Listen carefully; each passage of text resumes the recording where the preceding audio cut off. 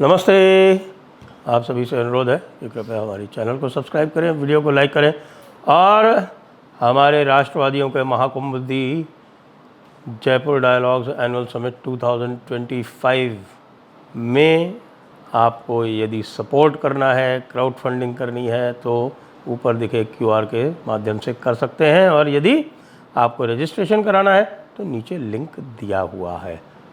मोदी जी ने आर पार का फैसला कर लिया लगता है, और वह आर पार का फैसला हमारे अंकल सैम से ही नहीं है।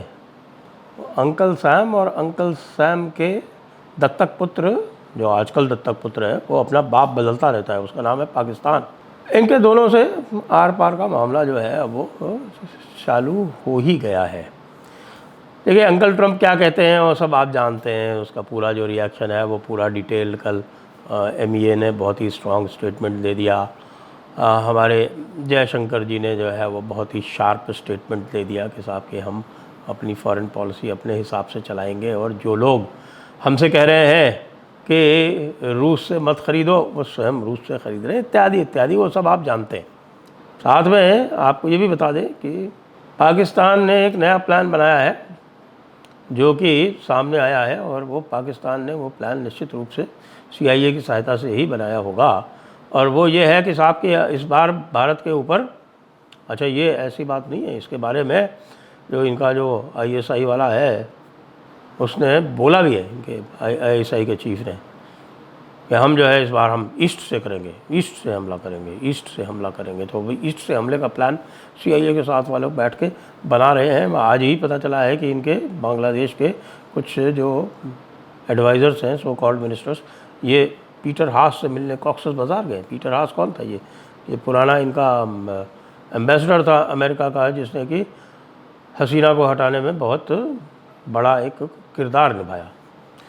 भारत ने आर पार का फैसला कर लिया। तो भारत आर पार का फैसला ये कर लिया कि भाई भारत अमेरिका के सामने अव्वल झुकेगा नहीं। दूसरी बात, अगर अमेरिका यही इसी तरह के काम जारी रखता है, पहले तो क्या भारत पेशेंट रहेगा, ये देखेगा कि आखिरकार ये क्या करता है, क्योंकि इसने फिर से धमकी जारी कर दी। कल सवेरे सो के उठा और फिर धमकी जारी कर दी, हम 24 घंटे में करेंगे, और ये रशिया का ऑयल ख़रीद रहा है वगैरह वगैरह। जो भी भारत ने कहा कि बाकी सारे भी ख़रीद रहे हैं, उसको कोई नहीं, वो तो वो मैं बॉस हूँ। वो भारत के प्रति एक प्रकार से बिल्कुल भारत को एक हेय दृष्टि से देखने का एक नाटक कर रहा है। भारत को ये बता रहा है कि तुम कमज़ोर हो, तुम हमसे नीचे हो, तुम काला आदमी, वही पुरानी जो वो ब्रिटिश एरोगेंस थी, तुम काला आदमी, तुम हमसे क्या मांगता, हम जैसा कहेगा तुमको हमारा पैर छूना पड़ेगा, तुमको हमारा पैर पॉलिश करना पड़ेगा, पैर का मालिश करना पड़ेगा, तुम काला लोग, तुम्हारा ये औकात हमारी बराबरी करता है। ये वाला एटीट्यूड जो है ना, वो ब्रिटिश एम्पायर वाला, वो दिखा रहा है, और उसके चक्कर में पूरा भारत जो है वो एक हो गया है। विशेष समुदायों को जाने दीजिए, उनको मैटर नहीं करता। भारत पीछे खड़ा है, न केवल भारत खड़ा है, पूरा ऑपोजिशन भी लगभग इक्के दुक्के जो छिछोरे हैं, छिछोरों से आप समझ जाइए मैं किन की तरफ इशारा कर रहा हूँ। इक्के दुक्के जो छिछोरे तथाकथित बड़े नेता आपके जो वंशावली वाले हैं, उनको छोड़ दीजिए, तो ऑपोजिशन भी भारत के साथ खड़ा है, और खुद को पता है कि ये जिस प्रकार की अपमानजनक भाषा का उपयोग ट्रंप द्वारा किया जा रहा है, वो भारत में कोई सहन नहीं करेगा।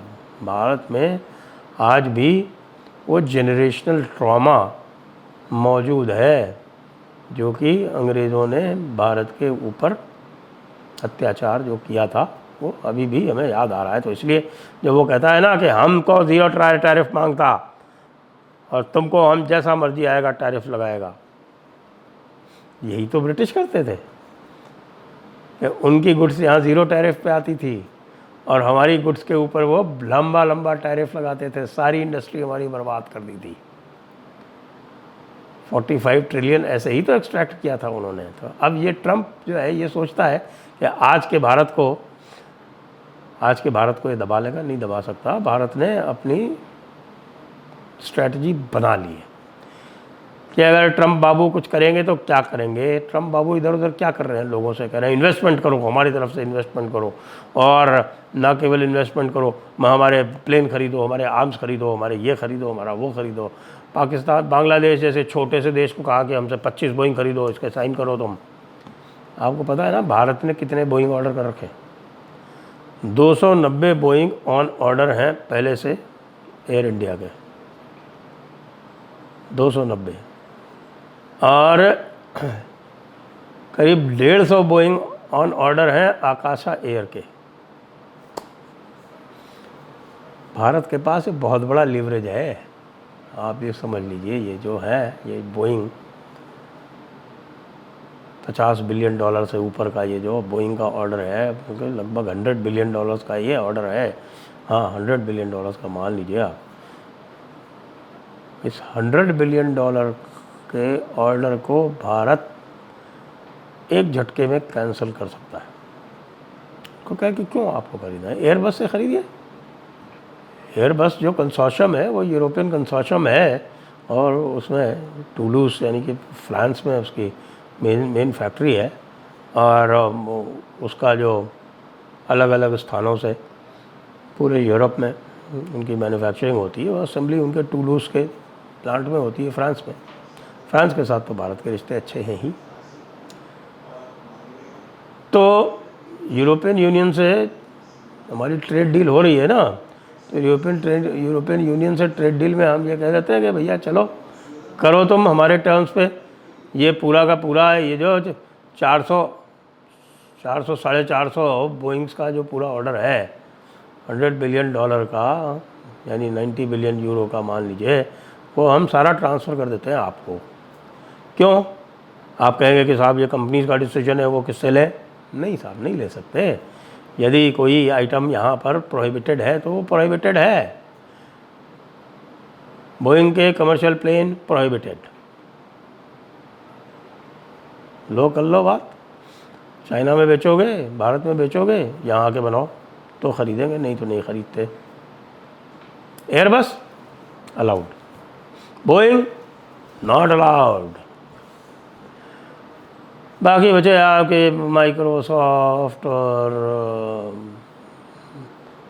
गूगल, यूट्यूब, और गूगल को साथ में, गूगल यूट्यूब तो खैर एक ही है, Microsoft, Google, Adobe, Nvidia, Facebook, Amazon, इनका क्या होगा? इन सब के ऊपर टैक्स लगेगा, एक्स्ट्रा टैक्स, टेक टैक्स। वही जो कनाडा ने लगाया था, तो 3% लगाया था, हम 10% लगाएंगे। ऑपरेट करना हो तो करो, नहीं करना हो तो मत करो। भारत के अपने ऑपरेटिंग सिस्टम है, हम चला लेंगे। ग्लिचेस आएंगे, कर लेंगे। कैसा रहेगा अंकल सैम? अच्छा, जहाँ तक ये बांग्लादेशियों का प्रश्न है, वो हमारा काम चालू है। आज स्पेशल इंटेंसिव रिवीजन बंगाल के लिए अनाउंस हो गया। दीदी के लाख हाथ पैर मारने के बाद भी, और दीदी ने पीछे जो कोशिश की थी कि अचानक जो है वो सारे अपडेट करा दो इलेक्टोरल रोल्स फर्जी नामों से, तो जिन लोगों ने ये करने का कोशिश किया था वो सारे के सारे आज सस्पेंड हो गए। इसी ने उनको सस्पेंड कर दिया। अब क्या करोगे?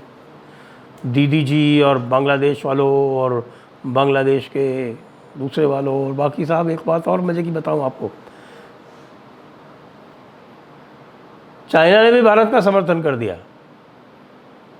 नहीं, रशियन ऑयल खरीदने से आप कौन होते हैं हमें रोकने वाले? ये हमारा सॉवरेन डिसीजन है, पूरा सॉवरेन डिसीजन है। एक्स और गूगल चाइना में नहीं चलते, भारत से तो पता नहीं कितने $100 बिलियन कमा के लेके जाते हैं। उसका क्या होगा? हमारी इतनी ऑटो एक्सपोर्ट नहीं है आपके यहाँ, कोई बात नहीं, हम कर लेंगे। हम ब्रिटेन को कर लेंगे एक्स्ट्रा, यूरोपियन यूनियन को कर लेंगे एक्स्ट्रा। वो तो बेचारे परेशान ही हैं, और परेशान इसलिए भी हैं कि आगे बढ़ के अंकल ट्रंप के कहने से बोल तो दिए, लेकिन अंकल ट्रंप के कहने से होता क्या है? अंकल ट्रंप के कहने से बोल दिए, लेकिन खुद जो है वो $100 बिलियन का इंपोर्ट कर रहे हैं ऑयल और गैस, उसका क्या हुआ? भारत ने पहले ही पॉइंट आउट कर दिया, this is the hypocrisy, this doesn't work with today's India. India is ready for zero trade with US, zero trade with US। कर लो, ये भी करके देख लो ट्रंप बाबू, देखें नुकसान किसे होता है।